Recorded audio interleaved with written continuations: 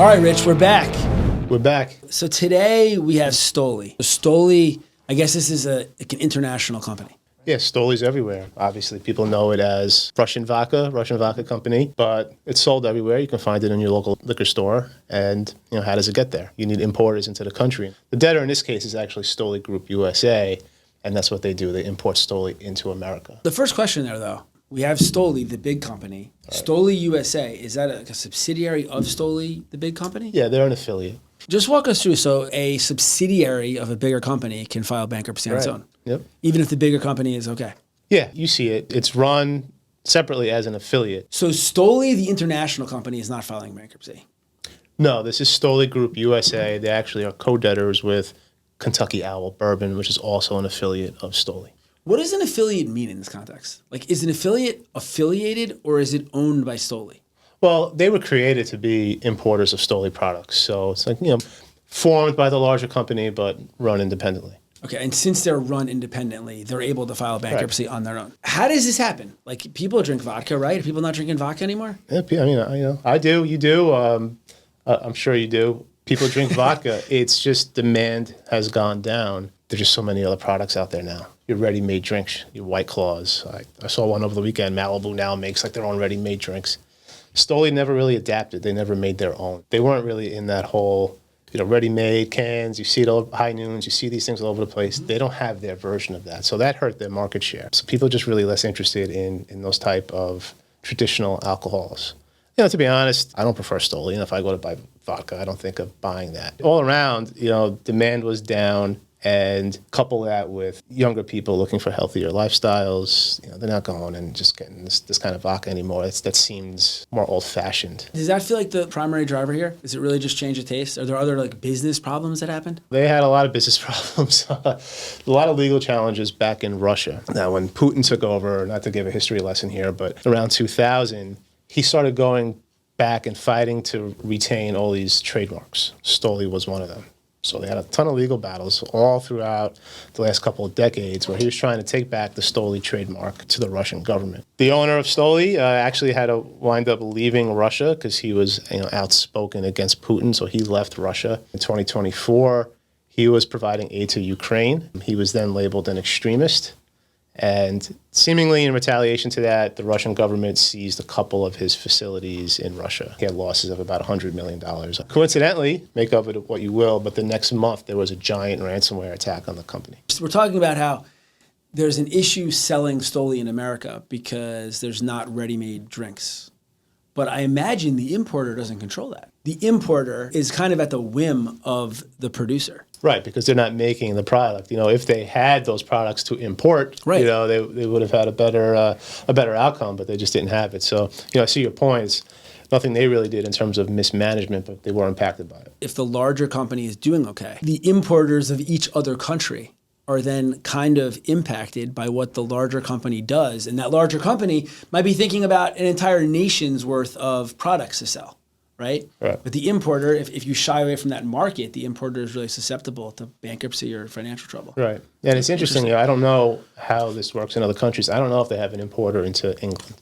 I don't know if they do that themselves. That's something to look at as well. I didn't see that, in the case, but that's interesting. All right. So what happens now? They just filed? Yeah. Well, they filed last year. I think it was in early December of 24.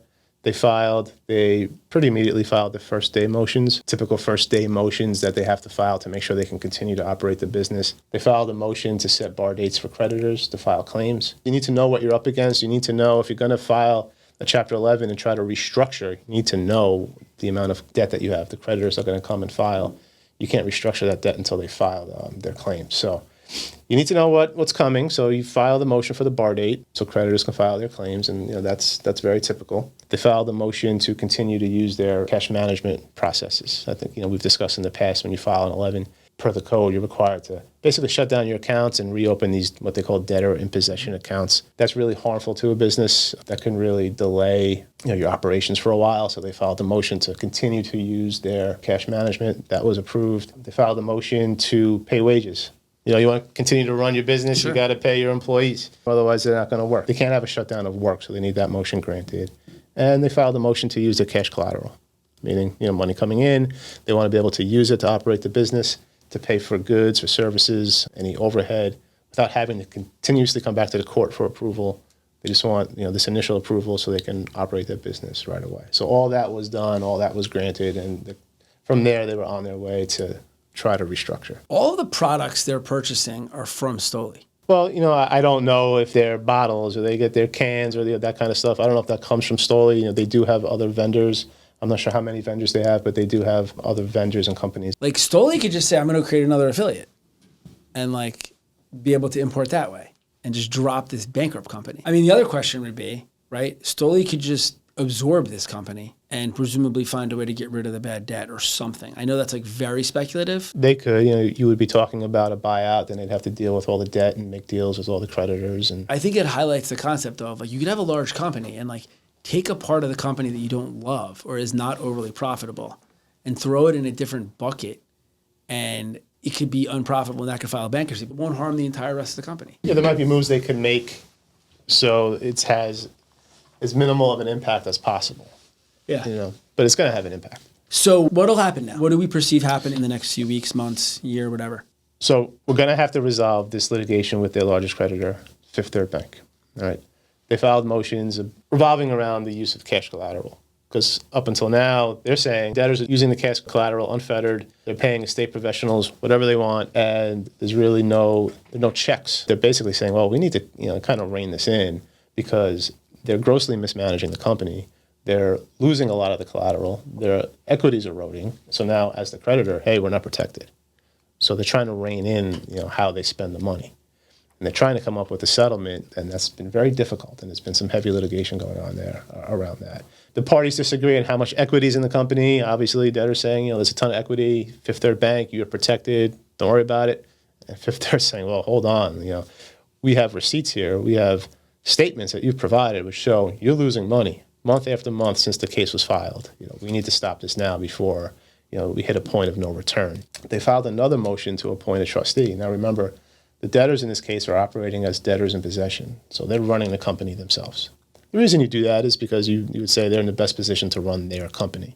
The bank is saying, hey, you've demonstrated negligence, and this is what you have to prove to have a trustee appointed, either incompetence, fraud, or gross mismanagement. And they're saying, well, you guys have shown this. We need to have a trustee come in, take over the business, and wind it down because you're losing money. We're going to hit a point of no return. We need to stop the bleeding now. So that's what's on the table. So it's very possible a trustee gets appointed to take over. I think what's going to happen is that the judge is going to convert the case to Chapter 11. There's still some equity. I believe a Chapter 7 trustee will probably liquidate. It could go either way, but those right now are the two options. That even being on the table has to be very bad for a company, right? Right. I mean, because the accusations are, you're terribly managing this company. It can't continue to operate if you're in the power chair. The debtor's rebuttal to that is, well, hold on. We're proposing a plan that's going to pay unsecured creditors 100%. But isn't this a math equation? I get you're projecting the future, but can one evaluate their plan and make a determination? Well, that's what's happening now. That's what all this litigation is. There's heavy discovery going on. There's going to be a trial. So we're going to find out. Yes, to answer your question, yes, they haven't done it yet. That's what's happening next. I think they'll probably come to some sort of resolution before we get there. The part that I'm most interested in this, as I'm sure you could tell, is the fact that it's an affiliate of a larger company. It highlights a lot of interesting parts of bankruptcy law, and I think just even business law. It's a very unique case in terms of, hey, this is an affiliate of a larger company, and then you had all these other things going into it, the things back in Russia. The ransomware attack. It's very interesting, how they got there. Every case is sort of unique. This is very unique in a lot of ways. So I'll track the case, and hopefully we get to talk about it again on the next show. All right. Thanks for joining us. This was a very great and interesting episode. Feel free to comment. Follow us on Bald Guys of Bankruptcy on LinkedIn and YouTube. Please leave a comment. Tell us how much you liked our show, what could be done better, what you think about the case in general.